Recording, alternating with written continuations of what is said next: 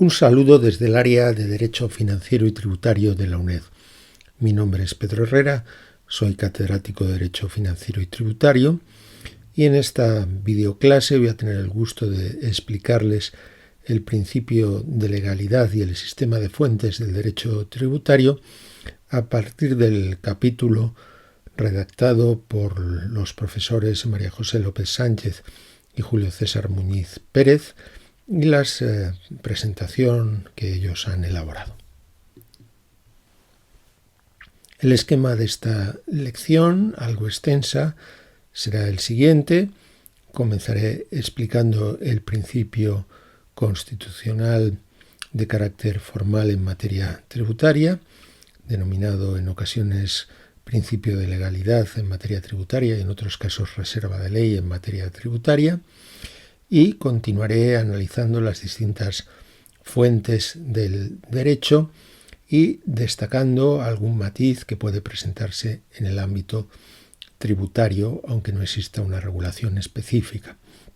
En primer lugar, el derecho de la Unión Europea, a continuación los tratados internacionales, después las normas con fuerza de ley, la ley ordinaria, una ley ordinaria con peculiaridades que es la ley de presupuestos, los decretos leyes y los decretos legislativos. A continuación me ocuparé del reglamento y terminaré con una mención a las fuentes impropias, entre las que se encuentra el llamado soft law o derecho blando, la jurisprudencia y otras. Comencemos con el principio de legalidad o de reserva de ley en materia tributaria. ¿Cuál es su naturaleza? Se trata de una regla formal para el establecimiento de los tributos y la regulación de sus elementos esenciales, es decir, el hecho imponible, cuándo nace la obligación de pago, los sujetos pasivos, quienes tienen que pagar, y los elementos de cuantificación, cuánto hay que pagar. Todo esto está reservado en principio a la ley. La Constitución, al establecer esta regla en el artículo 31, párrafo 3, solo podrán establecerse prestaciones patrimoniales de carácter público con arreglo a la ley, está atribuyendo al órgano legislativo ese poder tributario. El legislador no puede disponer, no puede deslegalizar la materia reservada a la ley. En cambio, si una materia no está reservada a la ley, algún aspecto secundario del procedimiento, y sin embargo el legislador, por ejemplo a través de la Ley General Tributaria, señala que debe regularse por ley, en este supuesto estaríamos ante lo que se llama preferencia de ley o congelación de rango, que no deriva de la Constitución, sino de una ley ordinaria, y por tanto el legislador puede eliminar esa congelación de rango y volver a remitirse a las normas reglamentarias. La finalidad de la reserva de ley es doble. Por una parte se trata de establecer límites al Poder Ejecutivo, que no va a poder establecer tributos mediante reglamentos, y la otra cara de la moneda, atribuir ese poder al Parlamento, el del Estado, o en su caso el de las comunidades autónomas. Además, el principio de reserva de ley constituye una garantía de el cumplimiento por los poderes públicos de derechos y principios constitucionales. El derecho de propiedad privada, reconocido por el artículo 33 de la Constitución, la igualdad frente al reparto de la carga tributaria, garantizado por el artículo 31, párrafo primero, en relación con el artículo 14 de la Constitución, la igualdad en el ámbito territorial, aunque ya sabemos que no supone uniformidad, puesto que las comunidades autónomas pueden crear sus propios tributos o incrementar y distribuir o disminuir los tributos cedidos siempre que el Estado le haya atribuido competencias normativas, y el principio de seguridad jurídica. Se supone que la ley presenta una cierta estabilidad frente a las normas reglamentarias que deberían reforzar esa seguridad. Además, se afirma generalmente que el principio de reserva de ley en materia tributaria supone una cierta garantía de autoimposición de los ciudadanos, de consentimiento de los impuestos, aunque no de manera directa, sino a través de sus representantes constitucionales. Veamos ahora la formulación constitucional del principio de reserva de ley y su contenido. Esta formulación se encuentra en dos preceptos, el artículo 31, párrafo tercero de la Constitución y el artículo 133. El primero de ellos nos indica que las prestaciones patrimoniales de carácter público han de establecerse con arreglo a la ley. Las prestaciones patrimoniales de carácter público son prestaciones coactivas que pueden tener carácter tributario, como los impuestos, tasas o contribuciones especiales, o no tributario, como por ejemplo las tarifas. En definitiva, se está diciendo que, entre otras prestaciones, todos los tributos tienen que establecerse con arreglo a la ley. No toda la materia tributaria tiene que regularse por la ley, sino tan solo, según ha ido interpretando el Tribunal Constitucional, los elementos esenciales, es decir, los que determinan en qué supuestos hay que pagar, el hecho imponible, quiénes tienen que pagar, los sujetos pasivos u otros obligados al pago, y los elementos de cuantificación, la base imponible, la tarifa o porcentaje y, en su caso, las deducciones o bonificaciones. ¿Qué sucede con los deberes formales? Bien, quizá podrían considerarse prestaciones personales de carácter público, que según el artículo 31.3 de la Constitución, no solo las patrimoniales, sino las personales, también han de establecerse mediante ley, aunque el legislador lo interpreta de modo flexible. Por ejemplo, no está sometido a la reserva de ley la aprobación del modelo de autoliquidación de los distintos impuestos, como es el caso del impuesto sobre la renta de las personas físicas. En cuanto al artículo 133, se refiere más bien al reparto del poder tributario e indica, como ya sabemos, que la potestad originaria para establecer tributos corresponde exclusivamente al Estado mediante ley. La reserva de ley, desde luego, no se limita al Estado, pese a la dicción literal de este precepto, sino que abarca también a las comunidades autónomas y a las corporaciones locales, si bien en esta se da la peculiaridad de que va a ser una ley estatal la que pueda ser completada dentro de los límites de esa propia ley por las ordenanzas fiscales. El artículo 133 también indica que todo beneficio fiscal, por ejemplo, una exención, bonificación que afecta a los tributos del Estado, debe establecerse en virtud de ley. Y de nuevo, aunque este precepto se limite a hablar del Estado, sería aplicable también a los demás entes territoriales.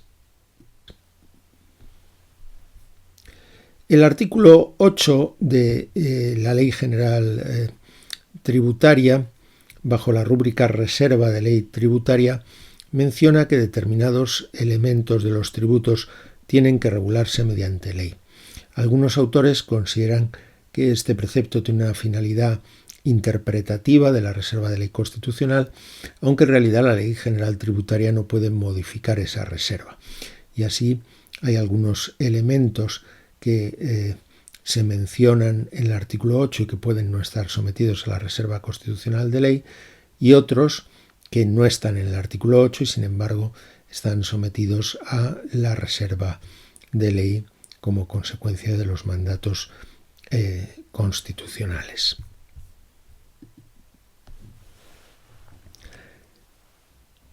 Veamos ahora cómo se coordina la reserva de ley con las potestades de los entes territoriales.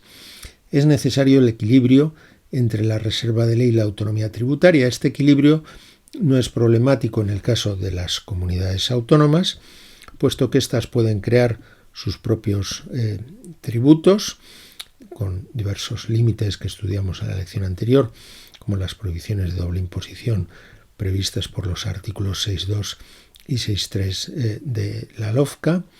Y en cuanto a los tributos cedidos por el Estado, pues bien, la propia LOFCA y la ley de cesión van a determinar qué elementos pueden modificar las comunidades autónomas y esto lo harán mediante sus propias leyes.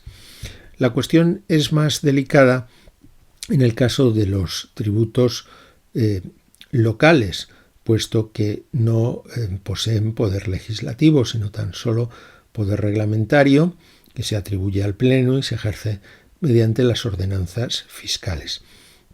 En este caso, la regulación esencial de los tributos y la habilitación a la norma reglamentaria local se realizan en la Ley General Tributaria.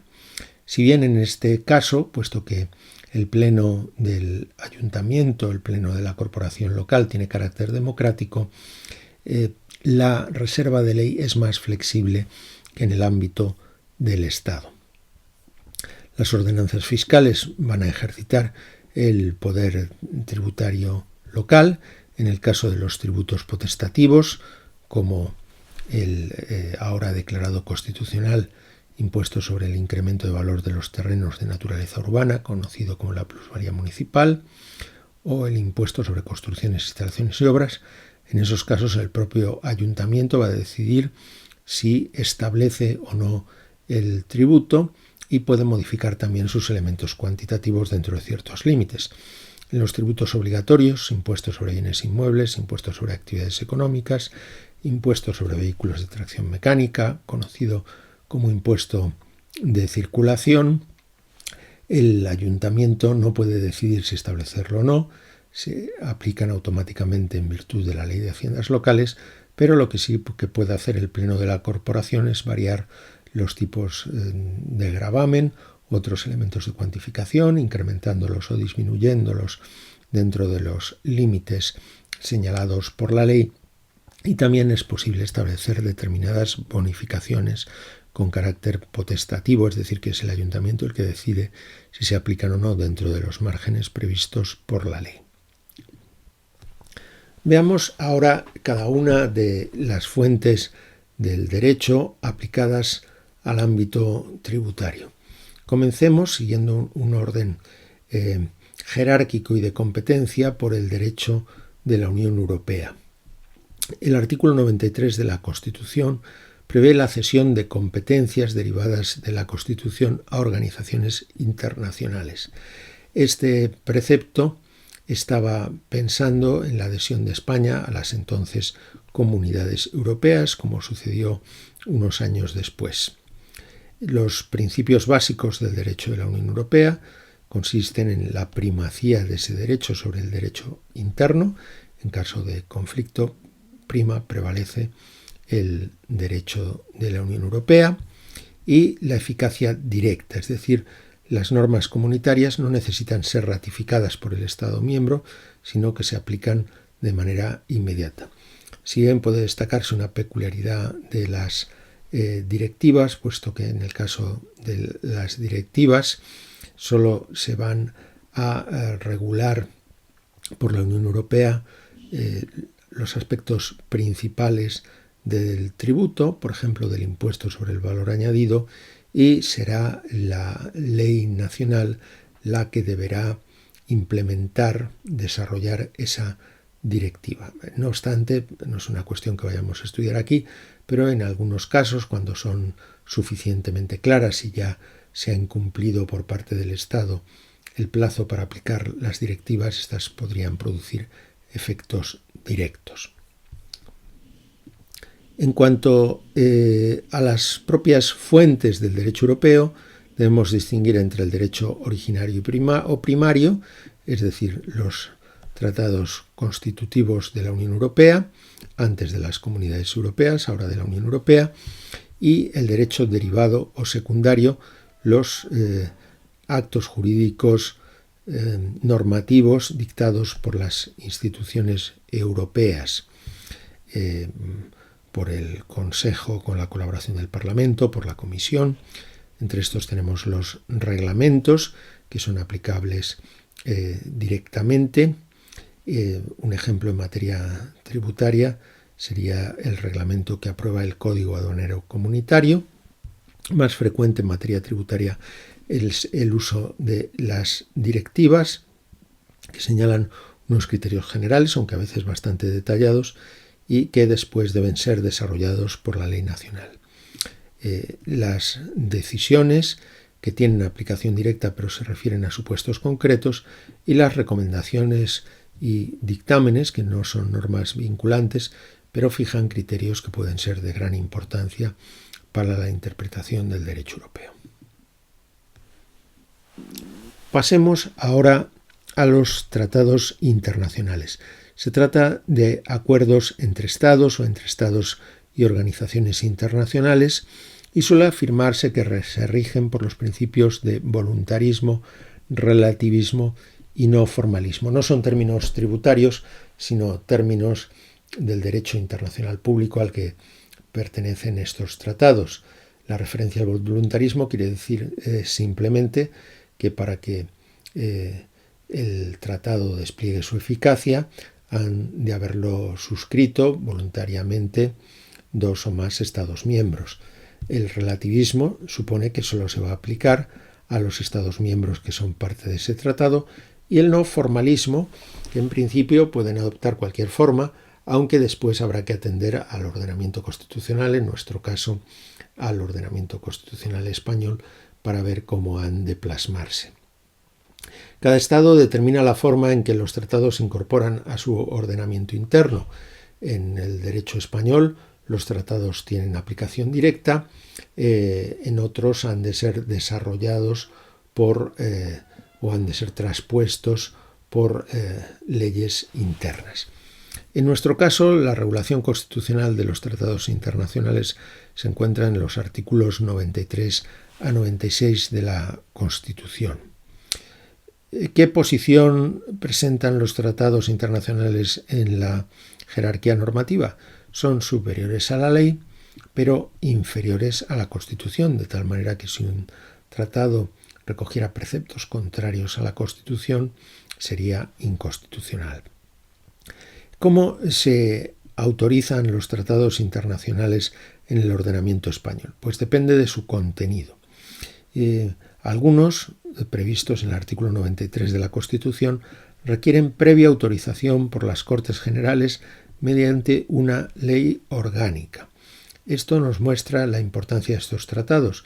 Por ejemplo, son los que ceden esas competencias, básicamente son los que ceden esas competencias derivadas de la Constitución a organizaciones internacionales. Es el caso del Tratado de la Unión Europea.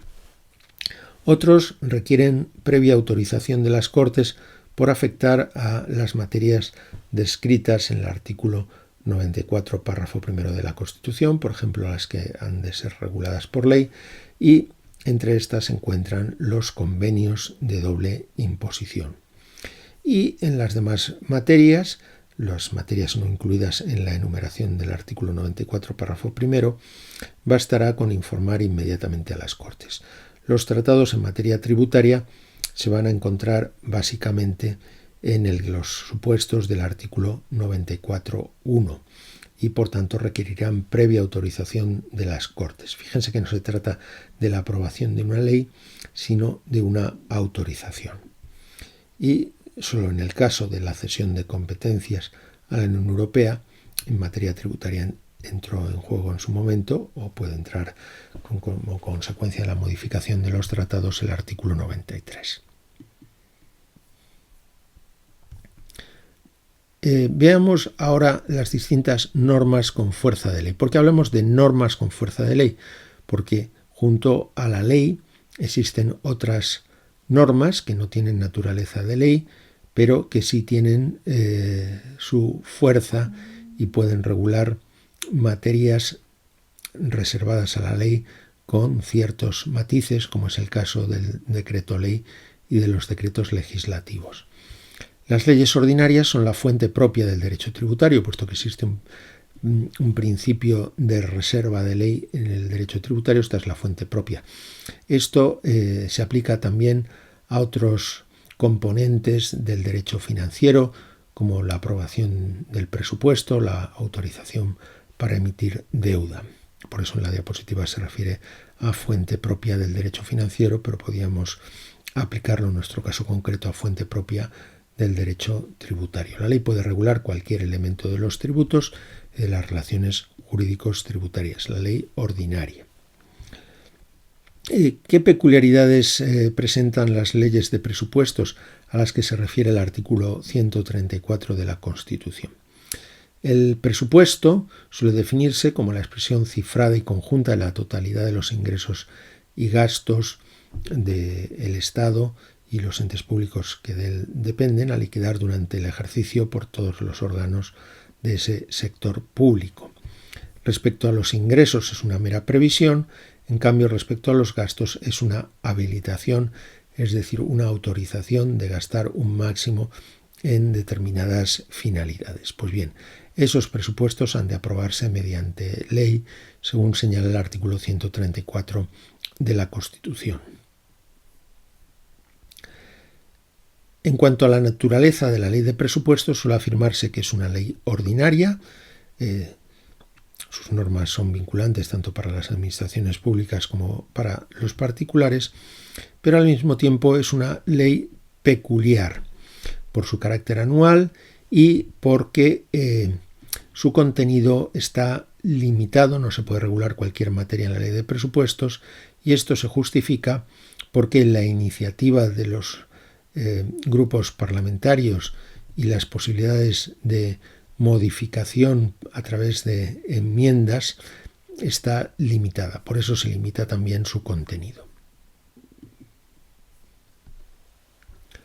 ¿Cuál es el contenido mínimo de la ley de presupuestos? La previsión de los ingresos y la autorización de los gastos. Pero suelen regularse otras muchas materias en las leyes de presupuestos, incluyendo la modificación de ciertos tributos. Esto es lo que se denomina el contenido eventual.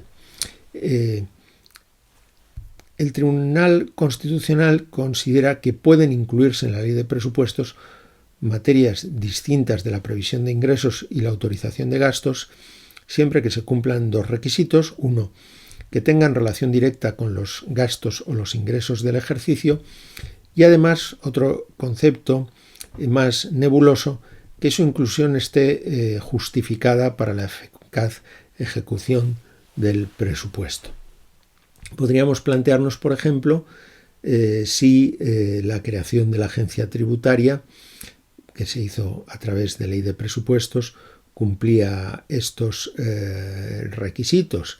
La opinión negativa se basaría en que la creación de la agencia, aunque incidiría en los ingresos efectivamente recaudados en el año en que se crea, sin embargo tenía un carácter estable y por tanto no iba a incidir solo sobre esos ingresos y gastos. En todo caso, la cuestión no se ha planteado ante el Tribunal Constitucional.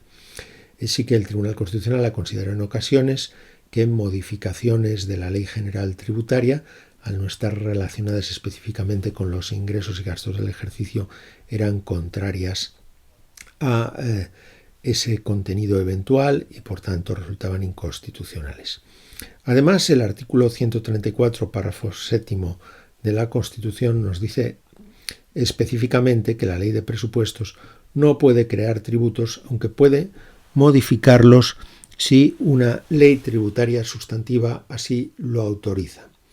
Por tanto, ¿es posible crear un nuevo impuesto a través de la ley de presupuestos? No, esto es imposible. ¿Se pueden modificar? Sí. ¿Cuándo? Cuando lo autorice una ley tributaria sustantiva. Y el tribunal considera que una ley tributaria sustantiva es una ley que regula elementos concretos de un impuesto. En la práctica, esas autorizaciones se suelen recoger en la propia ley del impuesto. Y así, por ejemplo, la ley del impuesto sobre la renta y las leyes de prácticamente todos los impuestos autorizan a la ley de presupuestos para modificar determinados elementos, como pueden ser los tipos de gravamen o los mínimos personales y familiares o el importe de determinadas deducciones. Incluso el tribunal ha considerado que no es necesaria la autorización de la ley específica cuando no se trate de modificar un impuesto, sino de adecuarlo a la realidad teniendo en cuenta la inflación.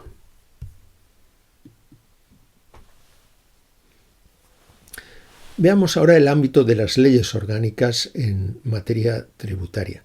Las leyes orgánicas han de aprobarse por mayoría absoluta en el Congreso y no son unas leyes jerárquicamente superiores a las leyes ordinarias, sino que se distinguen de ellas por razones de competencia, es decir, solo determinadas materias pueden regularse a través de ley orgánica y esas materias quedan excluidas de la ley ordinaria. Por ejemplo, sería inconstitucional que las materias propias de la Ley General Tributaria se regularan mediante ley orgánica.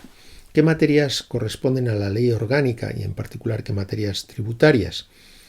Bien, se regulan por ley orgánica los derechos fundamentales y las libertades públicas. Por ejemplo, existe ahora una polémica, puesto que el legislador, a través de la Ley de Prevención del Fraude, que es una ley ordinaria, ha modificado determinados preceptos de la Ley General Tributaria y de la Ley de la Jurisdicción Contencioso Administrativa, las dos son leyes ordinarias, que afectan a la entrada en domicilio. En la medida en que la entrada en domicilio sin consentimiento del interesado está restringiendo un derecho fundamental, algunos autores consideran que esta materia debería haberse regulado por ley orgánica y que por tanto la modificación es inconstitucional, aunque se trata de un tema debatido.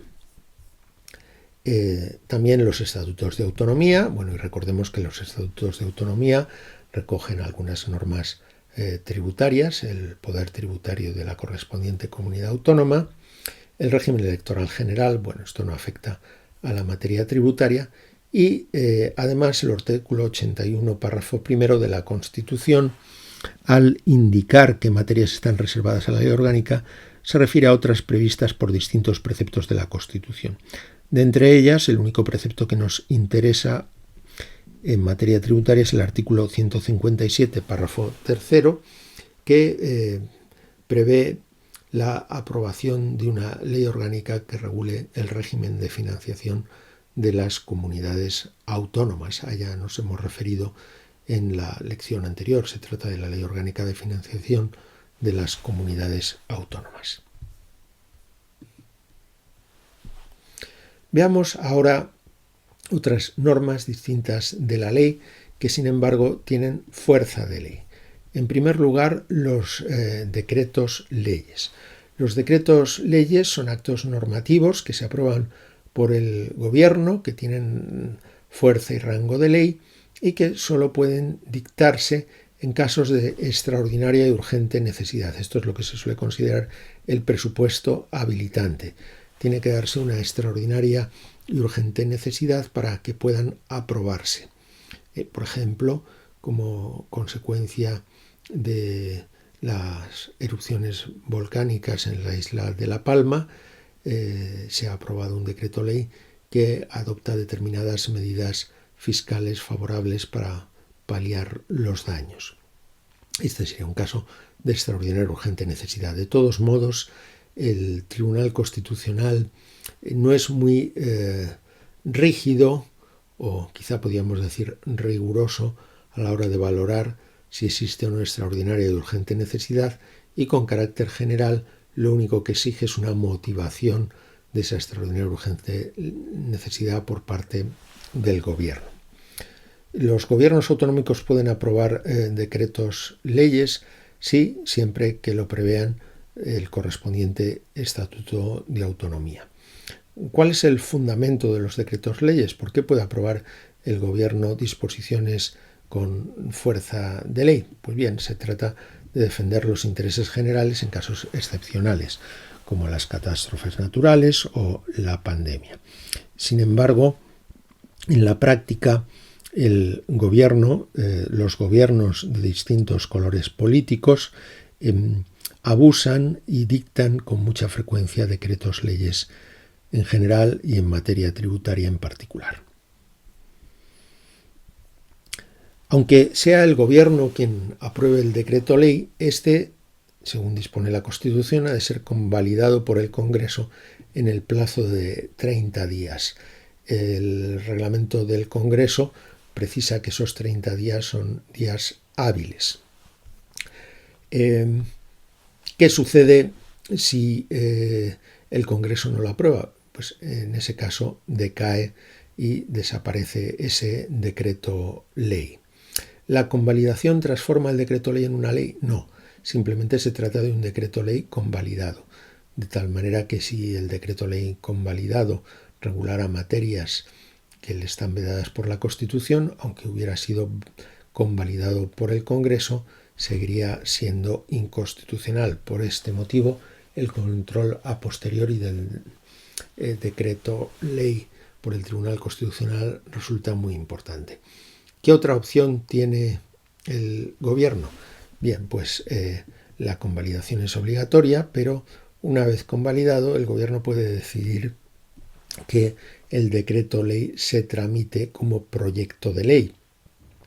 En este caso, sí se podrían tramitar enmiendas parlamentarias, cosa que no se puede hacer en la convalidación, y una vez convertido en una auténtica ley, ya esta ley no estaría sometida a las limitaciones del decreto ley, como las materias excluidas o la extraordinaria y urgente necesidad.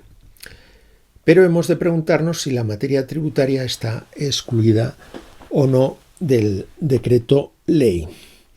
Lo que dice la Constitución, a través de una remisión del artículo 86, párrafo primero de la Constitución, a los deberes y libertades de los ciudadanos regulados en el título primero, entre los que se encuentra el deber de contribuir, del artículo 31.1, lo que dice la Constitución, tal como lo interpreta el Tribunal Constitucional, es que no puede afectar al deber de contribuir. Es decir, se entiende que puede regular aspectos tributarios siempre que estos no constituyan elementos centrales del deber de contribuir.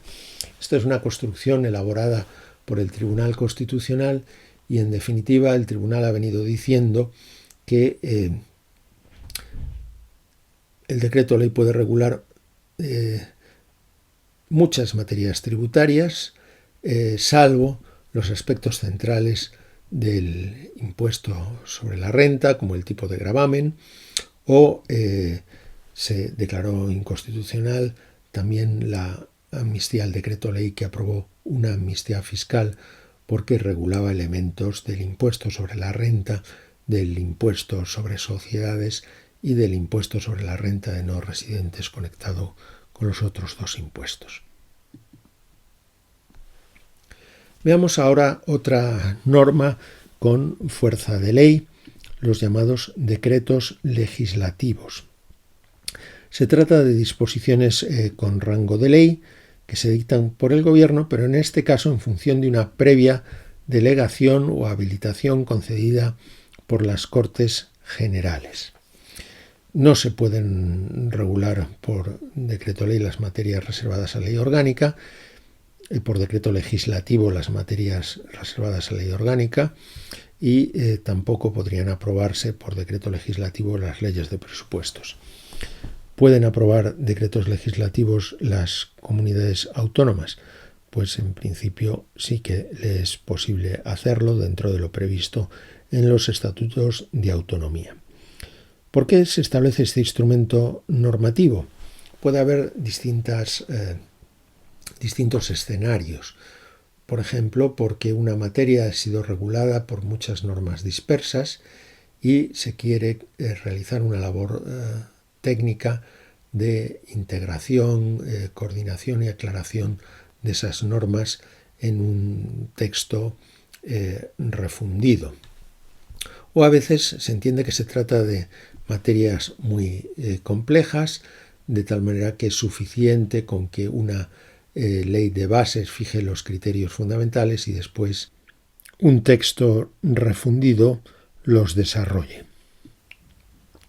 Los decretos legislativos presentan dos modalidades según se configure la habilitación legal al Gobierno.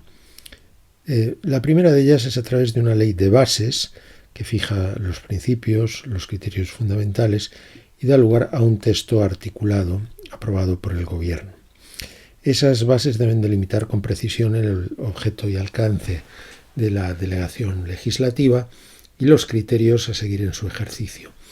En realidad, esta modalidad no es muy frecuente en el ámbito tributario, puesto que el principio de reserva de ley aconseja que los detalles relacionados con los sujetos pasivos, hecho imponible y elementos de cuantificación estén fijados con precisión por la ley. La otra modalidad, que es más frecuente, consiste en una ley de autorización para refundir normativas dispersas en un texto único aprobado por el Gobierno. En este caso, no se pueden realizar innovaciones normativas, modificaciones, sino que de lo que se trata es de aclarar y armonizar los textos legales que van a ser refundidos. Las facultades de aclaración y armonización pueden ser mayores o menores según lo que indique la ley de autorización, pero en ningún caso, como digo, pueden realizar innovaciones. Ejemplos de esta técnica los encontramos en el texto refundido de la Ley de Haciendas Locales y en el texto refundido de la Ley del Impuesto sobre Transmisiones Patrimoniales y Actos Jurídicos Documentados. ¿Cómo se realiza el control de los decretos legislativos? Por una parte, tenemos un control judicial. Los propios tribunales ordinarios pueden realizar ese control en el caso de que el Gobierno se haya excedido de los límites incluidos en la ley de bases o en la ley de autorización. En ese caso, los preceptos que no hayan respetado la habilitación legal serían nulos. Además, aunque no necesariamente en todos los casos, puede haber un control parlamentario. La Constitución señala que la ley de delegación puede incluir fórmulas adicionales de control y el reglamento del Congreso prevé que éstas pueden consistir en que el texto refundido se presente al Congreso para que éste elabore un informe, lo cual supone una modalidad de control parlamentario. Vayamos ahora a otra norma importante en materia tributaria, los reglamentos. Se trata de normas de carácter general, pero rango inferior a la ley y que se dictan por el órgano competente, es decir, el órgano que tiene atribuida la potestad reglamentaria. Los reglamentos no pueden tener por objeto materias reservadas a la ley, salvo que se limiten a incluir algunas precisiones que complementen la ley. Los reglamentos deben distinguirse de otros instrumentos que no son auténticos reglamentos, como los actos administrativos generales, por ejemplo, en el ámbito tributario una convocatoria de oposiciones a los cuerpos de Hacienda, las disposiciones interpretativas, que pueden ser dictadas en el ámbito estatal por la Dirección General de Tributos, en teoría también por el ministro, aunque esto es sumamente infrecuente.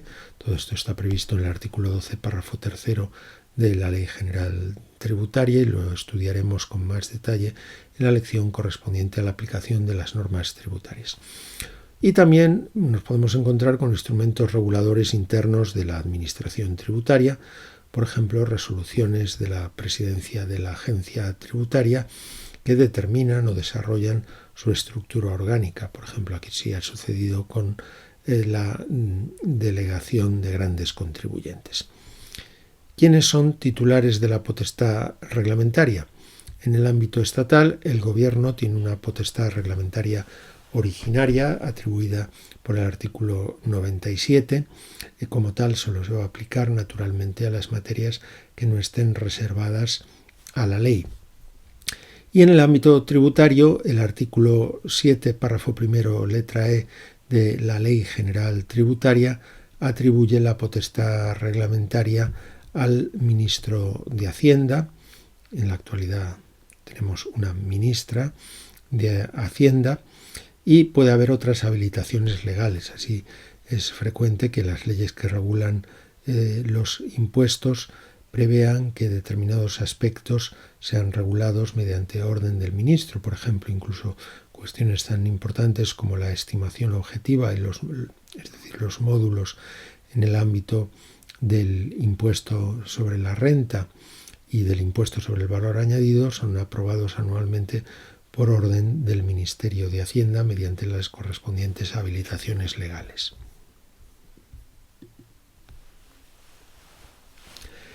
¿Cuál es el ámbito objetivo? Es decir, las materias que pueden ser reguladas por el reglamento y las que quedan excluidas. En principio, la materia cubierta por la reserva de ley, la reserva constitucional de ley, pero también por la congelación de rango, es decir, una ley como la general tributaria ordena que determinadas materias se regulen mediante ley. En estos casos, la función del reglamento es meramente de desarrollo y ejecución de la ley, mientras que el reglamento tiene un ámbito mucho mayor en las materias no incluidas en la reserva de ley ni cubiertas por la congelación de rango. Determinadas cuestiones de carácter procedimental podrían incluirse en este ámbito. ¿A qué límite se somete el reglamento? Por un lado tenemos los principios constitucionales, por otro los elementos del tributo sujetos al principio de reserva de ley y, naturalmente, el respeto a la jerarquía normativa y al principio de la interdicción de la arbitrariedad. También tenemos que tener presente el principio de inderogabilidad singular de los reglamentos, de tal manera que un órgano superior, como es el Consejo de Ministros, mediante un acto administrativo concreto, no se podría separar del reglamento aprobado por un órgano inferior como el ministro de Hacienda. Otra cuestión es que dictara un nuevo reglamento derogándolo con carácter general. ¿Quién tiene el control de los reglamentos en caso de que sean ilegales por haberse extralimitado y haber contradicho la ley que desarrollan, o bien haberse dictado sin suficiente habilitación legislativa o en materias reservadas en la ley? Por una parte, la propia Administración puede ejercer la acción de nulidad.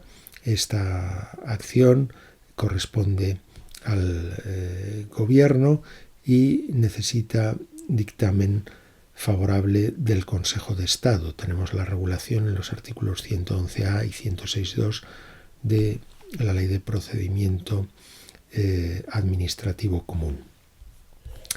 También es posible la impugnación de los reglamentos ante la jurisdicción contenciosa y en este caso cabe una impugnación directa de los reglamentos, pero también cabe que simplemente el juez o tribunal competente considere que un precepto reglamentario es contrario a la ley. En ese caso, el tribunal inaplicaría ese precepto ilegal y está previsto que después de ser firme la resolución correspondiente, plantee una cuestión de ilegalidad al órgano competente para resolver el recurso directo frente al reglamento.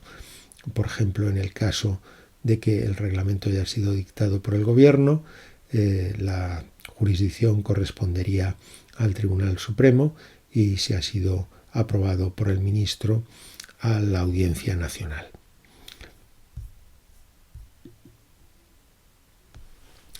¿Qué sucede en la esfera autonómica y local?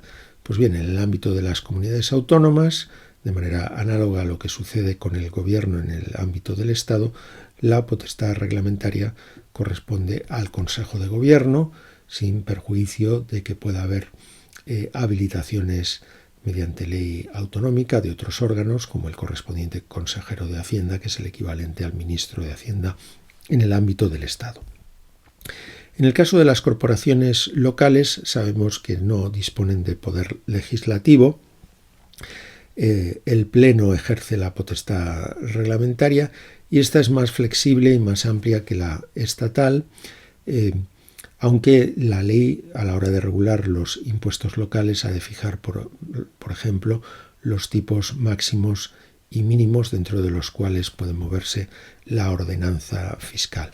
La explicación de esta flexibilidad ya sabemos que está en el carácter democrático de los órganos representativos de los municipios. Y la ordenanza fiscal es el nombre que recibe el reglamento que aprueba normas fiscales en el ámbito municipal. Por último, nos vamos a ocupar de lo que suele llamarse fuentes impropias. Son recursos interpretativos, en este sentido nos ayudan a aplicar las normas, nos ayudan a aplicar las auténticas fuentes del derecho, pero según el artículo primero, párrafo primero del Código Civil, no pueden considerarse fuentes en sentido estricto, es decir, el derecho como tal no mana de ellas, sino de las leyes, los reglamentos, la costumbre, aunque sabemos que la costumbre no es fuente del derecho tributario, y los principios generales del derecho. Suelen enumerarse como fuentes impropias la jurisprudencia, las resoluciones de los tribunales económicos administrativos, el soft law o derecho blando como consecuencia de la influencia anglosajona y la doctrina científica. En cuanto a la jurisprudencia, el Código Civil señala expresamente que no es fuente, artículo 1, párrafo primero, aunque sí, párrafo sexto, la configura como un complemento de las fuentes del derecho. Y según el Código Civil está constituida, en sentido estricto, por la doctrina reiterada del Tribunal Supremo. Doctrina reiterada significa que han de existir al menos 2 sentencias. Quizá este mandato, aunque no sea derogado expresamente, sea flexibilizado en cuanto que el nuevo recurso de casación ante el Tribunal Supremo tiene por objeto precisamente fijar la interpretación correcta, de tal manera que sería muy discutible que la Administración pudiera separarse de la interpretación fijada por el Tribunal Supremo, aunque ésta se fijara en una sola sentencia y no en doctrina reiterada, es decir, al menos 2. Ya sabemos que la jurisprudencia en sentido estricto es solo la del Tribunal Supremo, pero también puede considerarse jurisprudencia en sentido estricto, aunque de otra naturaleza, la del Tribunal Constitucional, dado que la interpretación de las normas que realiza el Tribunal Constitucional, aunque sea en una sola sentencia, vincula a todos los poderes públicos. Por otra parte, tenemos lo que suele llamarse jurisprudencia menor, es decir, jurisprudencia de otros tribunales inferiores, como la Audiencia Nacional o los tribunales superiores de justicia de las comunidades autónomas, o incluso en algún caso sentencias dictadas por juzgados de lo contencioso. Bueno, todo esto no es jurisprudencia en sentido estricto, pero sí es importante conocerla a la hora de determinar la aplicación de las normas. Y en el ámbito supranacional tenemos otros tribunales, como el Tribunal de Justicia de la Unión Europea o el Tribunal Europeo de Derechos Humanos, que también dictan sentencias de gran importancia para interpretar y aplicar las normas tributarias. Veamos ahora las resoluciones de los tribunales económico-administrativos. Esta materia se va a estudiar con profundidad en la asignatura de procedimientos tributarios o de derecho financiero y tributario 1-2. Así que ahora solo examinaremos algunos rasgos esenciales. Los tribunales económico-administrativos son órganos con independencia funcional, integrados o dependientes de la Secretaría de Estado de Hacienda, y su función específica es la resolución de recursos en materia tributaria y alguna otra materia. Su función es análoga a la que representa el recurso ordinado de alzada en materia tributaria, si bien con la ventaja de esa especialización. Las resoluciones de los tribunales económico-administrativos en el ámbito del Estado agotan la vía administrativa y abren la posibilidad de recurrir ante los tribunales. pero pese a su nombre, como he indicado, no pertenecen al Poder Judicial. Hay que tener en cuenta que dentro de su estructura orgánica y territorial hemos de distinguir entre un Tribunal Económico Administrativo Central y otros de carácter regional cuyo ámbito coincide con el de las comunidades autónomas. Pues bien, las resoluciones del Tribunal Central vinculan a los órganos de aplicación de los tributos y también a los propios tribunales económico-administrativos regionales, todo ello con ciertos requisitos.